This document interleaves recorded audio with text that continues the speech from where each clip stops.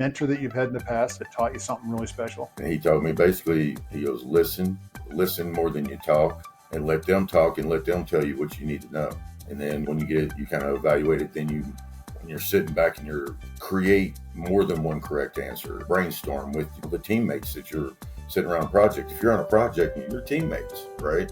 So look for opportunities to help, advise, mentors, be a resource, and don't come up and say it has to be one way, because everybody's going to butt heads. So you kind of put it out there. It's like, we could do this, or we could probably take this route or this route, and then you create dialogue and people talk, and you get people to commit, and hopefully you come up with a good answer at the end if everybody's putting their heads together and being honest with each other on what we can do.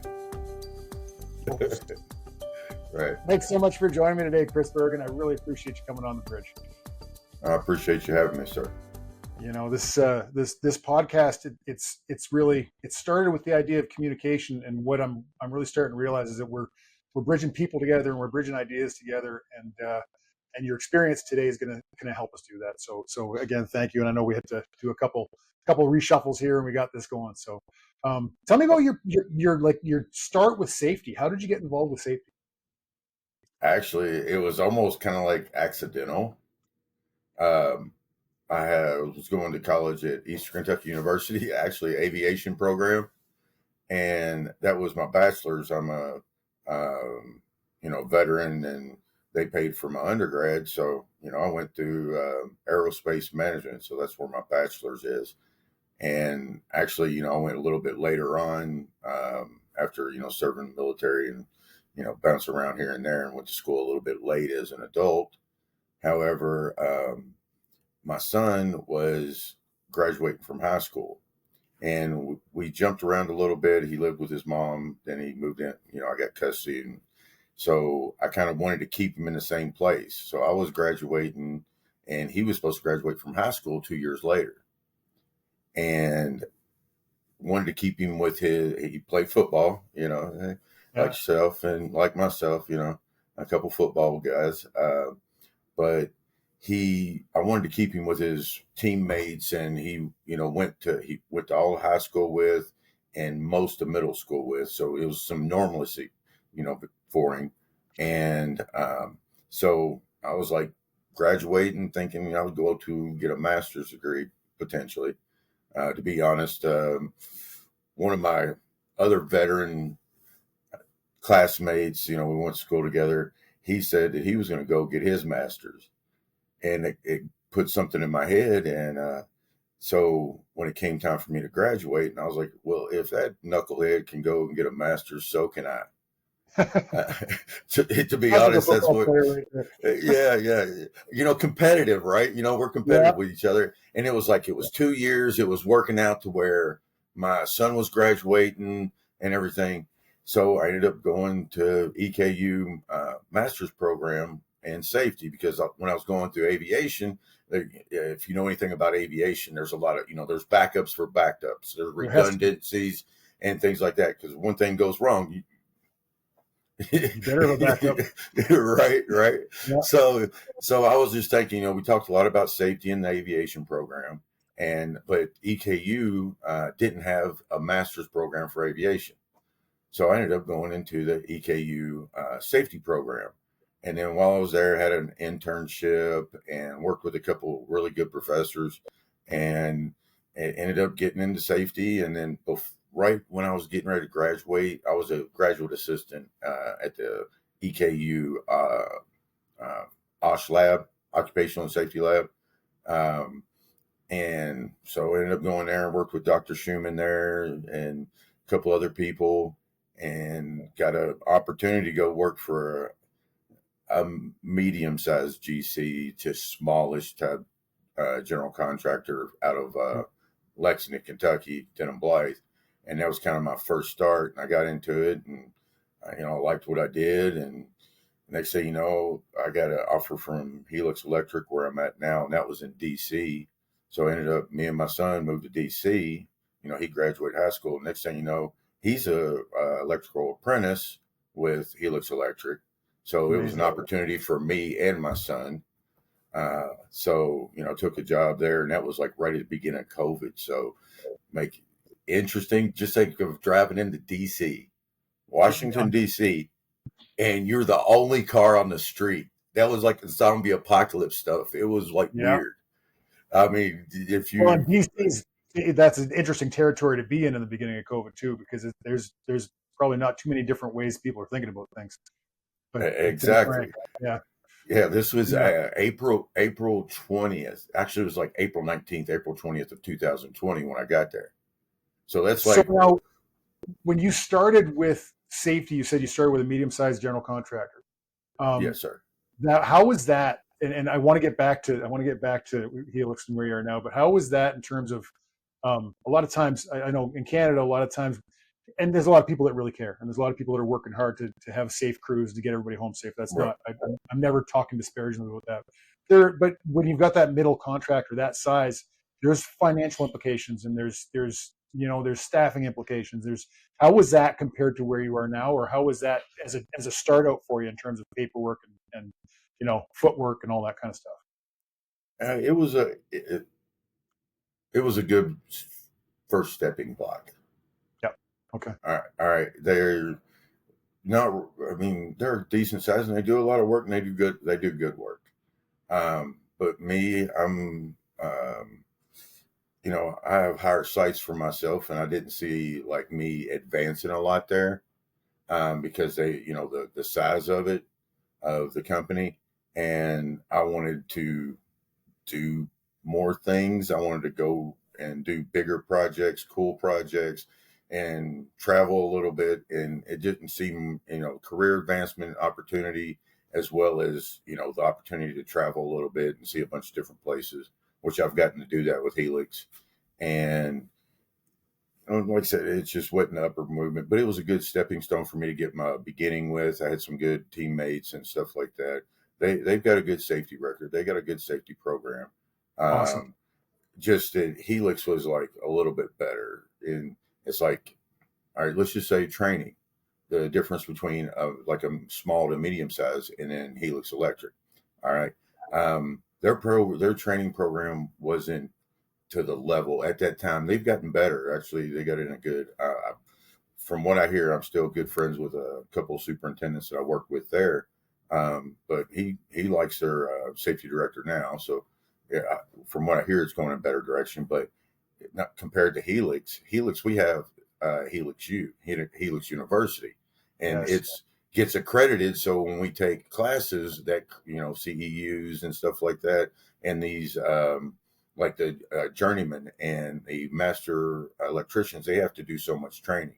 So this doesn't only account for like stuff that we do, but also stuff that they do to further their career and to keep up with certain points and things. What an So it's advantage that that is. so that was one thing, and there's a couple other things, but I don't want to bad talk Denim Blythe whatsoever. They No. got it's a good company. It's just a level of 3,000 employees plus ish to a few hundred. I'm Yeah. saying it's not a fair comparison. It's a big And it's right. just in terms of what they have for opportunities for everybody. I mean, I remember when I went from a smaller company to Shell, and Shell was like all Yeah. the leadership training, all the courses, all the stuff that we were doing was based on Hmm. 30 years experience, right? Got the job by trying to sell them leadership training, and Right. they're like, how about you come and teach our leadership training before you try to teach our Right. training? We've been Right. doing this a while. And I'm like, oh, okay, that Yeah. sounds like a great idea, but Exactly. just the resources, right? The resources are amazing. Hmm. Um, Awesome. And then so you brought your son to Texas? You brought your son to Washington, you said. No, First. Washington D.C. Yeah, first Yeah. Washington. We moved out there, and then like a couple months after I started, he got on with the apprenticeship program. Spent a couple years out there, worked on a couple high rises, children's hospital out there. New children's hospital just opened up not too long ago. Was Nice. on that project, and then some data centers, and I got the opportunity to go from a site safety manager to a regional safety manager, and I ended up moving to San Diego. Well, I moved to San Diego. I kind of worked. I have actually a project at UCLA in LA, all the way down to the San Diego and the border, and then all the way out to the desert. was my region here. And then also I have Hawaii, and I kind of oversee Guam, but it's a small project now and should be kicking off soon a little bit. I've been out there once, worked with the team on a couple other projects, stuff like that. So I support them. Um, but yeah, so that's Sounds like kind a of lot of what I dotted wanted. line. Yeah. Yeah. It's like right now I have approximately 30 projects that, I kind of help, well, I oversee and, assist the project teams and things like that and evaluate. I'll go do audits and things of that nature, Amazing. training. Amazing. Yeah. Yeah. That's a lot of work. A lot of work for a team, that's, and to stay organized, yeah, that's Yeah. big. Wow. Okay. So I'll tell you what, I'm going to go right here. Can you list a mentor that you've had in the past, like just somebody that comes to mind that taught you something really special that you can talk about today? Either company I've, or football. uh, well, yeah, no, actually, Dr. Schumann from EKU and then Eric Simmons, the vice president of risk management. When I first started with Helix, he was the safety director and he got promoted. Actually, right when I was coming out to San Diego, it was kind of like he got promoted and I got promoted all at the same time. But, them two, have been basically when it comes to safety and just being a professional, things like that. Um, but like, I mean, just something that has been and sticks in my mind. A good piece of advice is when Eric was telling me about going into meetings with when you got GCs, you got other subcontractors, you might even have owners, reps, or clients and stuff like that. Is listen, just sit back and listen, and take in the pieces of the puzzle that you're looking for. Before you start talking, you don't need to dominate. You don't need to, any kind of, lack of a better word, just, you don't want to create a bunch of conflict. So you basically sit back and dissect what people are saying, because he's like one of the most active listeners. You got to really watch out with him, because Yeah. he kind of dissects what you say, and that's one thing I like about him is he does that, but then he turns it around and asks me questions about what I'm asking him, and he asks me questions, and basically I kind of proves to me I knew the answer the whole time. Yeah. And it makes me make my own decisions. So I like that. But one of the That's things he amazing. told That's me, amazing advice, Chris. That's amazing advice, because you think about, well, I mean, you said it all, that you listen before you talk, and I used to have a coach 100 years ago when I was still playing, and he said, and it's a quote, and I always mess it up. He said, I'd rather keep my mouth shut and have people think I'm a fool than open it and remove all doubt. right, right. I think he But said it no, to me for a reason, but I'm not positive. yeah, and I was going into a meeting that I called. There was a situation. Situation is irrelevant, but there was a situation that I wanted to get it basically everybody together on a site and kind of find out what's going on and what we can do to correct it, things like that. And I called him and was like, hey, this is the first time I'm going into something like this, at this level, with upper management and stuff like that, and safety directors and all that stuff. And he told me basically, he goes, listen more than you talk, and let them talk and let them tell you what you need to know. And then, when you get it, you kind of evaluate it. Then best thing to do is when you're sitting back and you got something like that is create more than one correct answer, or a different brainstorm with, the teammates that you're sitting around a project. If you're on a project, you're kind of your teammates, right? So look for opportunities to help, advise, mentor, stuff like that, be a resource. And don't come up and say it has to be one way, this way, because everybody's going to butt heads. So you kind of Mm-hmm. put it out there as like, we could do this, or we could probably take this route or this route, and then you create dialogue and people talk, and you get people to commit to do certain things and things like that, and hopefully you come up with a good answer at the end if everybody's putting their heads together and being honest with each other on what we could do. you said a couple important things there, and I think well, that's one of the reasons I do this show, and it's there's a lot of people out there that are a lot smarter than me, Oh, and big my up. scope is a Yeah. lot bigger than yours, right? Hmm. Like how many things am I going to learn today that I'll steal for Right. a keynote? I'm going to do it. Right. Oh no, you're good. You're I good. already got You're one. good. So, Right. Right. yeah, that's the whole point is that there's so many people that are professionals that are educated that have gone out there and done things and seen things that I haven't seen, and Yeah. allows us to share that. So that's awesome. Thank you. What kind of improvements have you seen in the last few years since COVID? Because I think COVID's been a real cornerstone kind of in the world for a lot of things. And I Hmm. think it made us reevaluate a lot of work, and it made us make some mistakes, and it also made us clean some things up. Like it through different Hmm. businesses. Have you seen any Right. improvements, or have you seen anything that needed correcting, that did get correcting, or maybe just challenges that you've Mhm. heard of? To be honest, it really pushed stuff like this. Our communication, our virtual communication, meetings and training, and just really, I've seen that transition, which could be good and bad. To be honest, I mean, it's you don't get the personal interaction when we might have met somewhere, had dinner, and really got to know each other face to face, things like that.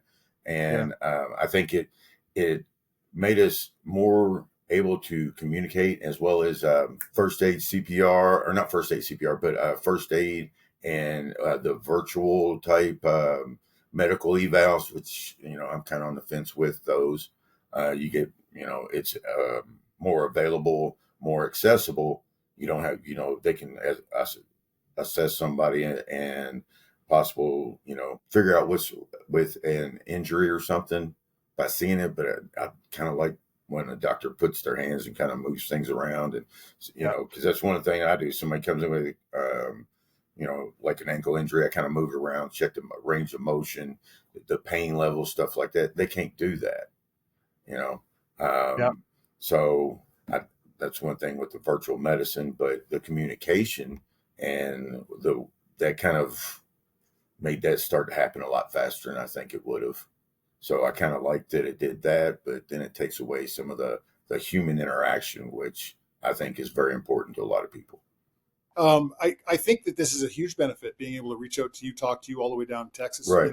and not Right. San Diego. San Diego. My apologies. It's all good. Well, I don't know how hot it is there, but I bet you it's still hot. From time to time, it was 118 out in the desert a week and a half ago. Yeah, yeah. I'm in Chatham, Ontario, so we're in the southernmost part of Canada. Okay. Is that So it's like if you think same latitude as Northern California. okay? So it's pretty four seasons. We get 4 seasons, and they're decent. It's Okay. not too horrible. Um, anyway, I think the drawback is when you have groups of people and they're not accountable for what they're doing something else while they're on the call. But that's obvious. Right. That's nothing Right. that you didn't know. What kind of mistakes have you seen out in the communication side of things? Not necessarily risk, but like at home. Like when you're actually out there and boots on the ground dealing with folks as they're working and trying to communicate maybe process changes or communicate whatever messaging the company has. And we don't have to talk specifically about Helix. Like I said, this is Hmm. if this is a Uh, bad, we can pass it. can you give me a little bit more details on what you're asking? Like communication, are you like electronics, or just breakdowns between two people, or the safety program and field management, safety program and office management? There's Let's go uh, leadership. Let's go leadership. General messaging from top end leadership to the guys in the field. What are you seeing that if there's been challenges, how have you fixed them, and if or what have you seen as pitfalls? um, so let's see here. There's, I mean, I've been a part of good teams, and some teams that have struggles and here and there. Just because you work for one company, you work on multiple projects, and then even when you work on a project, sometimes you have good superintendents that come in, you work with them good, and then you have, I've worked with 2 or 3 superintendents on one project, and upper management, project managers, PE stuff. So you have good and bad in like every place you go. Um, but just a lot of times, when upper management and stuff, they uh, Helix as well as Den and Blythe have had good upper management commitment towards safety, right? But as it gets passed down, and when you get boots on the ground and there's pressure and stuff, and some people make better decisions than others. When they're getting the pressure, they're behind schedule. Then they find out they got to order something that safety wise, and it's going to take a while, and they didn't plan for it, and things like that. Sometimes they put themselves in positions that we need to protect them from, and we need to sometimes stop in and stop that thing, from that task, or usually, it's a task usually that we just need to rethink, draw back. But, is my thing is when the breakdown is, it's the lack of knowledge.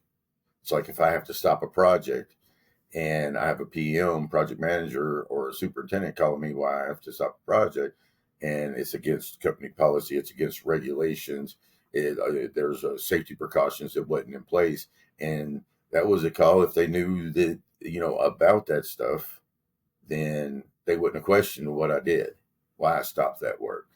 And I just think that, getting everybody on the same page when it comes to what the company policies are, because, superintendents, a lot of times they don't know all the company policy word for word and what everything is. That would eliminate my job.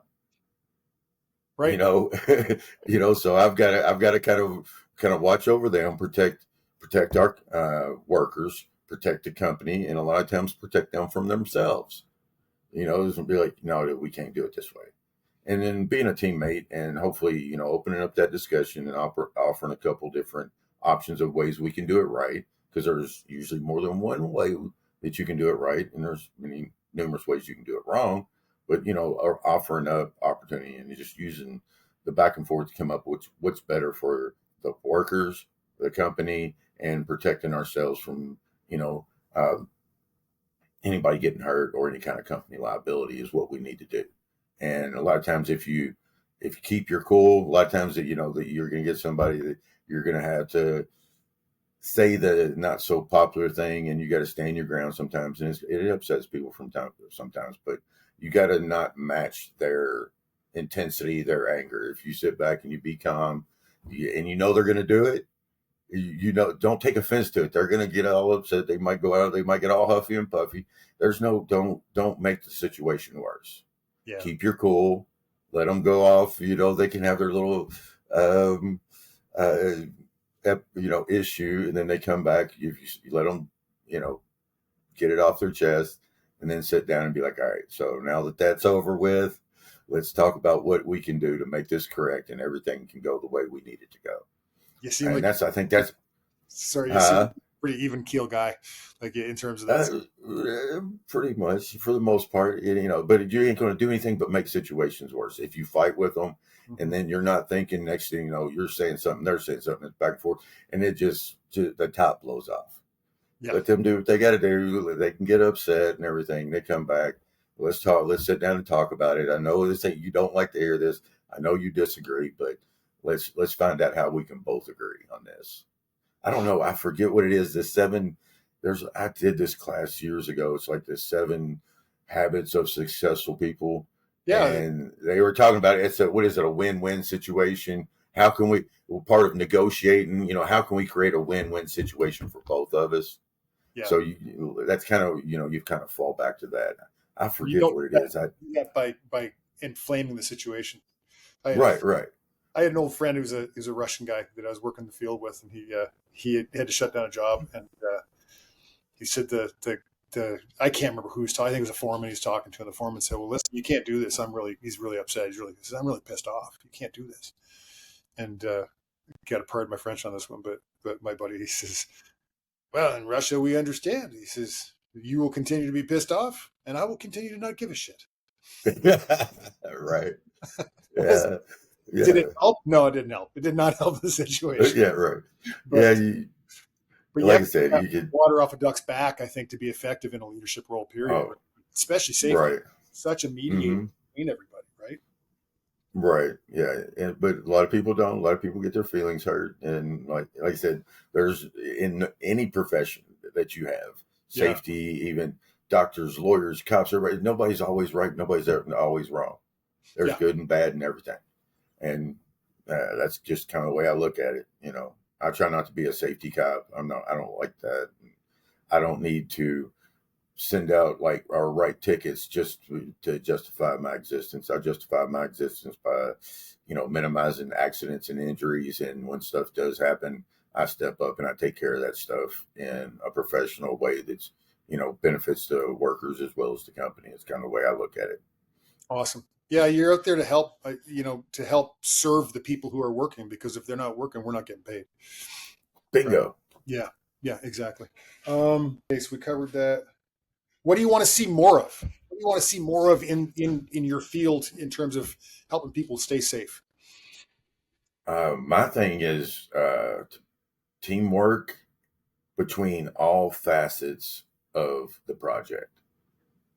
And PEs, PMs, superintendents, assistant superintendents, leads, and them being educating themselves, being part of the program, our safety program, as well as, you know, uh, just being a good safety or being on site and having a good safety mind and knowing what you're looking at. Because this is one point I make. All right, so you got a project engineer. It's usually not always, some young individual, and they're out on site and they go out and they evaluate, equipment or materials, how many we got, if they need to order stuff like that. And they're out there and they're counting lights that have been installed, say for us.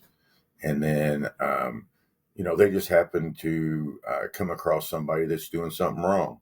They see, uh, somebody that are standing on the mid rail or say the top rail of a scissor lift, and they don't know that's wrong. They have no idea, which a lot of PMs and PEs, they're in the office or ordering stuff, but anyways, let's just say they're out there and this person, they're just like, hey, how you doing?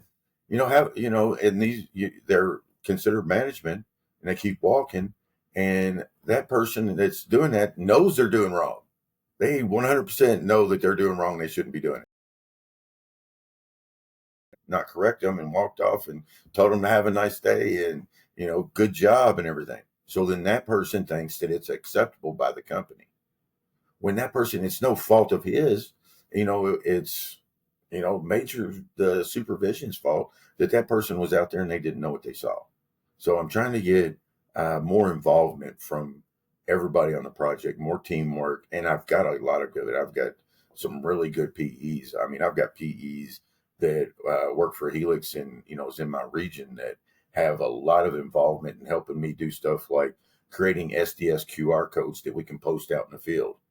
Okay, what's So that stand for? Sorry. SDS, safety data sheet, MSDS. Okay. Yeah. Okay. Gotcha. So having taking the chemicals, what you have in your SDS binder, your book, whatever for your project, taking them, putting them to QR codes. We take them, make a sheet, put it out in the field, and our guys don't have to call us. They don't have to walk in. They can just pull out their phone, they scan the QR code, and it's like, okay, I need to store it that way. I need this PPE. I've got to watch out for these hazards, things like that. So that was one of the PEs that worked for us. They did that themselves. I've got PEs that's help that I got a PE I can call and ask, be like, hey, I'm coming to your site. You're going to probably have a safety audit coming soon. He was like, all right, I'll look through the paperwork. So this PE can look through the paperwork of a safety for a safety audit and knows what he's looking at. Mm-hmm. There's not a lot of PEs that can do that. Yeah. And so, having them being a big part of it, having the project management and then, and just being supportive and identifying, potential hazards in the field and things like that and helping us correct those things. How are so you bringing it's not, how are you finding ways to bring these guys in and kind of unite them? Because that's a big deal, right? These guys all have jobs. right, They got 500 pages right. of stuff they haven't read on their desk. Right. Yeah, they're reviewing contracts and going through all the legal documentation and stuff. Yeah, and ordering. And yeah. So the one thing that we do at Helix that I really like is twice a year in kind of my region and another region, the LA type North region. Because like I said, I got kind of like portions of LA South, Then there's another regional, Mark Milne. He's the regional for kind of like LA North for a while. And then we have another region, Sacramento, Oakland, going up north. So me and him kind of work together, but we have it's called a Safety Saturday. So we bring, our apprentices in, superintendents, and then one thing that I've done is kind of instigated more PMs, PEs, actually project managers.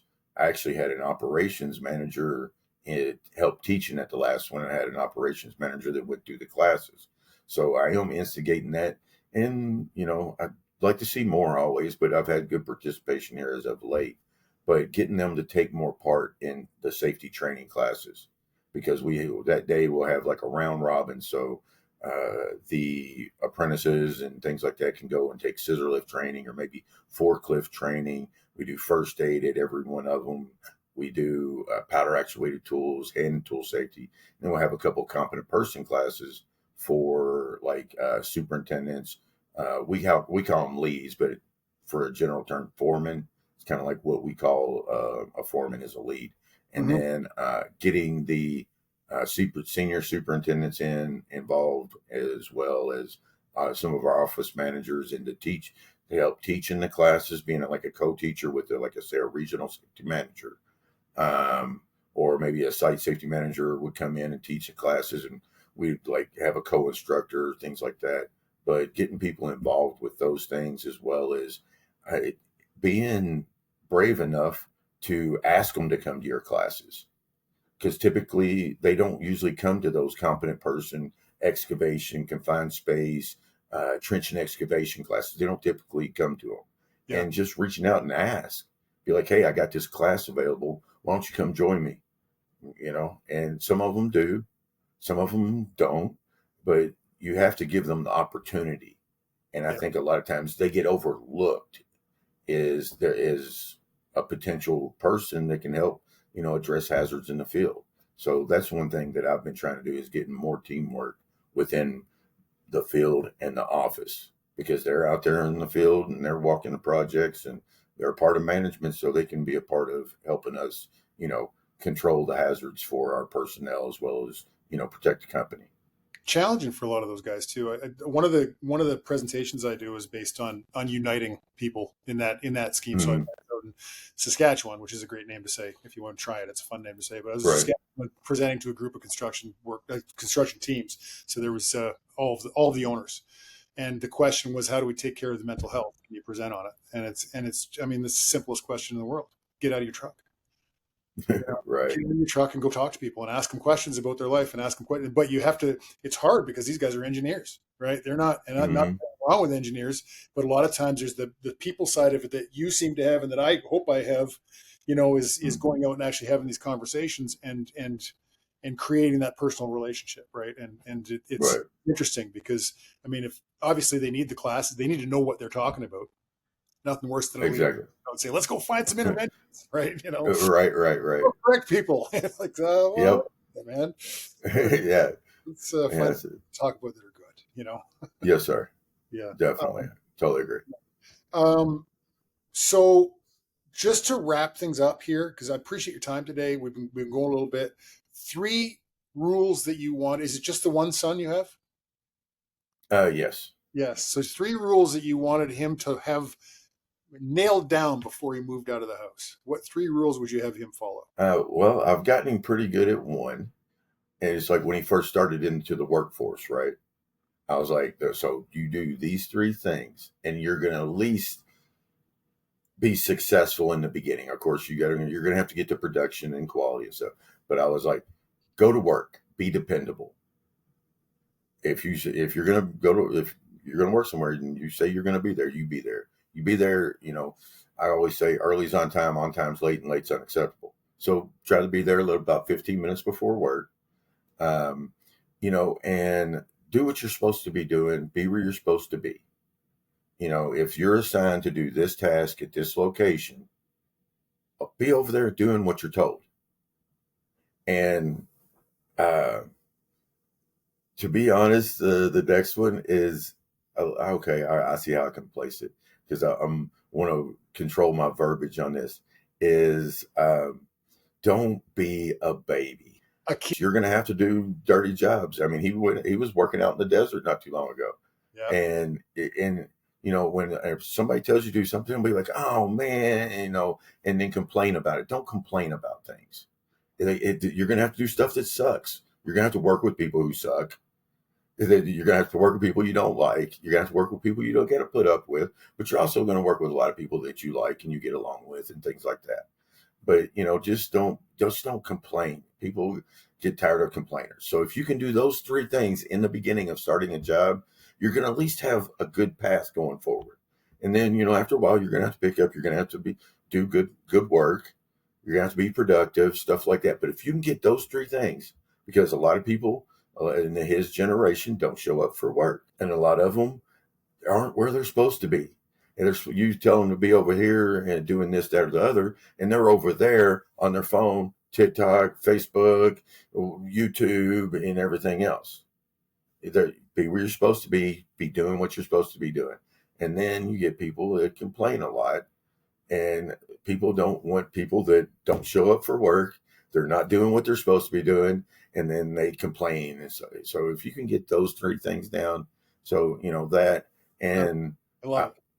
And, just basically being a good person and helping people out. It's like I taught my son early in life, like my family would have like a yard sale. And I told him, I was like, if an elderly lady ever comes up, which they do, yard sales, if an elderly lady comes up and she gets more than one bag, I was like, I want you to help her get her stuff to the car. And he would do it. So just a little bit of selfless service and being there. And he's learned that, my mom or, whatever's doing something, he'll jump up and grab stuff and, help her move things. So I think I've taught him good with that, is kind of just helping people out, being a good person. That's awesome. But, those are a couple of things. The first three, I have to say, the first three rules, and the way you said them, I feel like you got them right out of football. It's just, yeah. You know what I mean? If you're on time, you're late. If you're on time, and if you're late, you're fired. They're literally had how many coaches say that to me, right? And the don't be baby thing, that's the right way to say it today. It's perfect. Yeah. Okay. It's perfect. Thank you so much. Is there anything else? Is there anything you'd like to say to people who might be considering working in construction, in electric, as a safety person coming up that might walk into this somehow? Any message that you would give to them aside from what you've just said? Get it, training. I can't stress that enough. The certifications and stuff is more like to putting, they see all those letters that in your name. That's basically for other people's evaluation of you and stuff. But, getting as much training as you can and using your resources. Don't be scared to, ask for help. I like bouncing stuff off, other people to kind of see what they're thinking. But the electric is a little bit harder than just coming in. We typically, we want an intern that's pulled like 2 internships with us before we'll take on an intern. So they get, quite a bit of experience, because, our lockout and tag, and we do deep underground and critical lifts with cranes and things of that nature. So you definitely want to get some experience and because it's a specialty contractor. So, you know what I mean? Yeah. So it's a little bit different, but like I said, get as much training as you can and utilize your resources and, be a professional. Chris, you're a gentleman. Thank you so much. A true Southern Appreciate gentleman. you, sir. I try. Yeah. All right, Dad. You have a great day, sir. Appreciate you having me. Yeah. Thanks for coming.